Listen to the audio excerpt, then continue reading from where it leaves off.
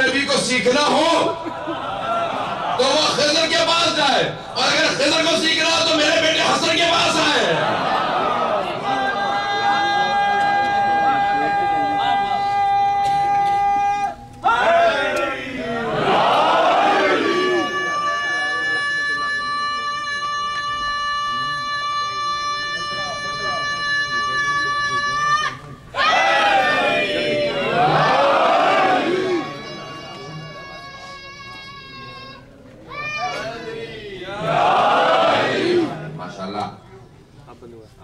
یہ انداز جب ایک مدد تعارف کروایا پیغمبر اسلام نے، امام حسن مصطفیٰ نے جواب دیا، چلے گئے۔ حضرات یہ صحابہ کے درمیان میں تعارف فرما رہے پیغمبر اسلام، جانتے ہیں کہ یہ نواسا جوانان جنت کا سردار ہے، اس انداز سے پیغمبر نے تعارف فرمایا۔ حضرات وہی مسجد نبوی تھی، کچھ مدت گزری، امیر المومنین کی شہادت کے بعد معاویہ آیا وہاں پہ، اور اس نے کہا مدینے کے جتنے بڑے بڑے علماء ہیں سب کو کہہ دو کہ معاویہ آیا ہے، وہ سب کو پیسے دے گا۔ حضرات درباری ملاؤں کی کمی تو کبھی نہیں رہی ہے، لائن لگ گئی اس بات اس پہ، سونے کے شفیعیں دینی تھی، جس کو 100 مل رہے تھے اس نے کہا 100 بہت، 200 پہ۔ اللہ پورے دن وہ سب کو دیتا رہا۔ پیغمبر اسلام کی جو مقبرہ زیارت ہے وہ خود آپ کے گھر ہی میں ہے، مسجد سے متصل ہے۔ امام حسن مصطفیٰ گزرتے دیکھا، معاویہ نے کہا کہ اے حسن مصطفیٰ تشریف لائیے۔ امام نے کہا کیا بات ہے؟ کہا کہ تشریف رکھیے۔ کہا جتنا صبح سے لے کے اب تک جتنے علماء کو دیا ہے نا اتنا ان کے سامنے ڈھیر لگا دو۔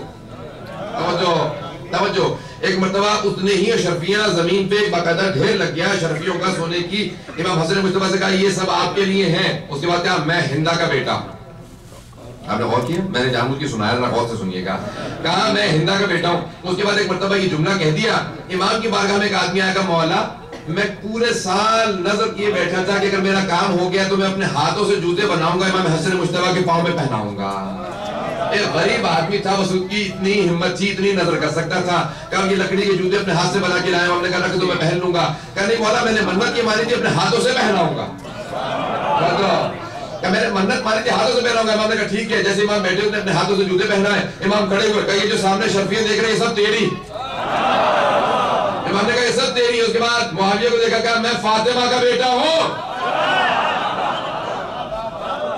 دوسروں کے مال پہ بیت المال پہ قبضہ کر کے سخاوت دکھانا اور ہے، اور کہا کہ اسی بیت المال سے فقیروں کو دیکھے۔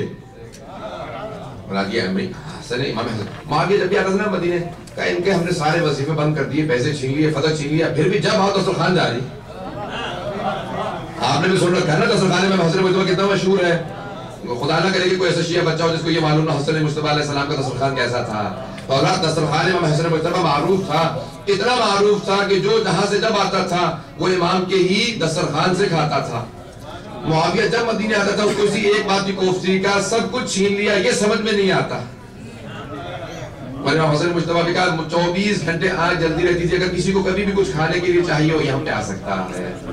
حضرات یہاں تک کہ جب کسی آدمی نے دیکھا نا امیر کو تو امام حسن مصطفیٰ سے جو کھانا جمع کر رہا تھا نا، روٹی کھاتا جاتا تھا دوسری جمع کرتا جاتا تھا۔ امام نے کیا کر رہا ہے؟ کہا کہ یہاں پہ ایک آدمی ہے جو سوکھی روٹی کھاتا ہے جو کی، اس کے لیے لے جا رہا ہوں۔ کہا کہ وہ کہیں حیدر کرار تو نہیں؟ کہا کہ معلوم نہیں ہے نام کیا ہے، بس میں نے دیکھا کہ وہ جو کی روٹی وہ بھی گھٹنے پہ مار کے توڑتا ہے اور پانی سے کھاتا ہے۔ کہا یہ جتنا تو دیکھ رہا ہے یہ سب اسی کا ہے۔ سب کچھ ہاتھ سے گر گیا، چھوٹ گیا۔ امام کی بارگاہ میں آئے، کہا کہ مولا یہ سب آپ کا ہے؟ کہا یہ میرا بیٹا ہے۔ کہا جب آپ کے بیٹے کا اتنا بڑا دسترخوان ہے تو پھر آپ خشک روٹی کیوں کھاتے ہیں؟ کہا میں اپنے اختیار سے، یہ میں اختیار سے خشک روٹی کھاتا ہوں، مجبوراً نہیں کھاتا۔ حضرات یہ حسن مصطفیٰ کا مقام ہے، یہ علی مرتضیٰ کا مقام ہے۔ ائمہ علیہ السلام کا کوئی مقابلہ نہیں کر سکتا۔ حضرات میں مطالب کو پیش کرنا چاہتا ہوں، سننا چاہیں حضرت ائمہ علیہ السلام کا جو مقام علمی ہے اس کا کوئی مقابلہ نہیں کر سکتا۔ امام حسن مصطفیٰ کسی نے روکا اور کہا کہ مجھے 10 ایسی چیزیں بتائی جو ایک سے دوسری سخت ہو، جو واقع میں سنا چکا ہوں، ظاہر یہاں پہ یا کسی جگہ پہ نہیں سنا، انہوں نے نہیں سنا، بہرحال وہ سب کے لیے انہوں نے بہاف میں بول دیا ہے کہ 10 چیزیں ایک سے زیادہ دوسری سخت ہو تو امام نے کہا سب سے سخت پتھر ہے، پتھر سے زیادہ سخت لوہا جو پتھر کو توڑ دے، لوہے سے زیادہ سخت آگ جو لوہے کو پگھلا دے، آگ سے زیادہ سخت پانی جو آگ کو بجھا دے، پانی سے زیادہ سخت ابر بادل جو پانی کو اٹھا پھرے، بادل سے زیادہ سخت ہوا جو کبھی بادل کو ادھر پھینک دے کبھی ادھر پھینک دے، ہوا سے زیادہ سخت ہوا کا فرشتہ، جو کبھی ہوا کو ادھر چلاتا ہے کبھی ادھر چلاتا ہے. ہوا کے فرشتے سے زیادہ سخت ملک الموت جو ہوا کے فرشتے کی بھی روح قبض کر لے گا. ملک الموت سے زیادہ سخت موت جو خود ملک الموت کو بھی آ جائے گی. اور موت سے زیادہ سخت امر الہی جو موت کو ٹال دیتا ہے. توجہ حضرات, امر الہی موت کو ٹال دیتا ہے. امر ایسا ہے تو اولی الامر کیسا ہوگا؟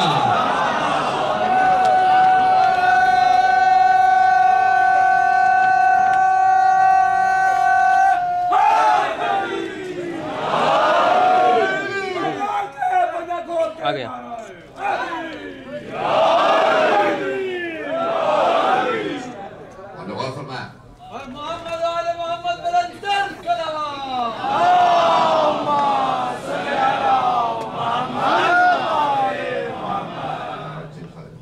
فرمایا کہ امر الہی سب سے سخت ہے جو موت کو ٹال دیتا ہے. حضرات ہمارے ائمہ علیہ السلام میں اولي الامر حتی وَيَسْأَلُونَكَ عَنِ الرُّوحِ قُلِ الرُّوحُ مِنْ أَمْرِ رَبِّي حتی روح بھی امر ربی میں سے ہے. اور تنزل الملائکۃ والروح فیہا بِإِذْنِ رَبِّهِم مِنْ كُلِّ امر, ہر امر کو لے کے نازل ہوتے ہیں. تو حضرات کس پہ نازل ہوتے ہیں؟ مجھ پہ اور آپ پہ تو نہیں نازل ہوتے ہیں. میں تو گواہی دیتا ہوں مجھ پہ کوئی فرشتہ نازل نہیں ہوتا. اور آپ اور ہم ایک ہی فرشتہ دیکھیں گے. اللہ جتنی دیر سے دکھائے فرشتہ ملک الموت دیکھیں, روح قبض کرنے والا فرشتہ دیکھیں گے ہم تو. اور کوئی فرشتہ اگر کوئی دیکھنے کا دعویٰ بھی کریں نا اس کو خوب پیٹ, کیونکہ پھر وہ دعویٰ کر رہا ہے کہ وہی نازل ہوتی ہے. تو حضرات یہ جو ملائکہ نازل ہوتے ہیں کس پہ نازل ہوتے ہیں؟ تو کوئی اولی الامر تلاش کرے جس پہ ملائکہ نازل ہوتے ہیں اور ہر امر کو لے کے نازل ہوتے ہیں. اور وہی اولی الامر ہے حسن مجتبیٰ. حضرات کی مزاج امام حسن مجتبیٰ. حضرات جب ایک آدمی آیا نا, ایک یہودی 3 اونٹوں پہ زکوٰۃ لاد کے لے کے آیا اور آنے کے بعد کہا کہ اس نے 10 سوال لے کے بھیجے ہیں کہ جو سوالوں کے جواب دے گا اسے زکوٰۃ دے دینا. آیا آنے کے بعد اس نے کہا کہ کون ہے رسول, کہا رسول خدا کے وصال ہو چکا. کہا ان کی جگہ پہ کون ہے؟ کہا ان کا ایک وسیع, وہ لے گا جہاں پہ وہ. اس نے کہا کہ زکوٰۃ دے کے آیا, اس نے کہا زکوٰۃ دے دو. اس نے کہا نہیں, لیکن جس نے بھیجی ہے زکوٰۃ, اس نے کہا 10 سوالوں کے جواب دے گا اس کو دینا. تو اس نے کہا سوالوں کا جواب, اس نے کہا چل سوال کرو. اس نے سوال کیا تو تھوڑا پہلا سوال سخت, تو کہ شاید دوسرا زیادہ آسان ہوگا. اس نے دوسرا سوال کیا, دوسرا بتا بہت زیادہ سخت ہے. اس نے تیسرا سوال کیا, جب تیسرا سوال کہا یہ کیا بکواس لگا رکھی, سوال تم نے زکوٰۃ دینی ہے دو, یہ سوال کیوں کر رہے ہو؟ تو اس نے کہا میں نے نہیں کیا حضور, جنہوں نے زکوٰۃ بھیجی ہے انہوں نے کہا. اس نے کہا واپس لے جاؤ زکوٰۃ, مجھے نہیں چاہیے. باہر نکلی, انہوں نے کہا یہ کیسا دین ہے جس کے یہاں ان کا کوئی معیار ہی نہیں. وہ وہاں پہ ایک اور صاحب کا ایک اور بھی ہے, اس کے پاس چلتے ہیں. وہاں لے گئے, وہاں جانے کے بعد اور زیادہ برا حال تھا. جب باہر نکلے تو اس نے پھر معاذ دین کی توہین شروع کی. اس نے کہا یہ دین معاذ اللہ جھوٹ ہے, ان کے پاس کوئی عالم نہیں ہے. جناب سلمان نے سنا, کہا خبردار, حضرات مسلمان اور ہوتے ہیں سلمان اور. مسلمان مزاج نہ بنے, سلمان مزاج بنے. کیا خبردار, دین کی توہین مت کرنا, پیغمبر کی توہین مت کرنا. آؤ میں اس در پہ لے چلوں جہاں ہر مسئلے کی مشکل کشائی ہوتی ہے. آئے ربی کے گھر پہ لے کے, مولا گھر پہ نہیں تھے, کہا کہ یہودی کے باغ پہ کام کرنے گئے. اب اس نے سوچا کہا کہ وہ جو تخت پہ بیٹھا تھا اس کو تو جواب نہیں آیا, یہ یہودی کے جو باغ میں کام کر رہا ہے اسے کیسے جواب آئے گا. آنے کے بعد امام امیر کو دیکھا, مولا کے دیکھا پاؤں میں گارا بھرا ہے. دیکھا, اب اس کے ذہن میں شبہ سا آیا, کہا کہ یہ میرے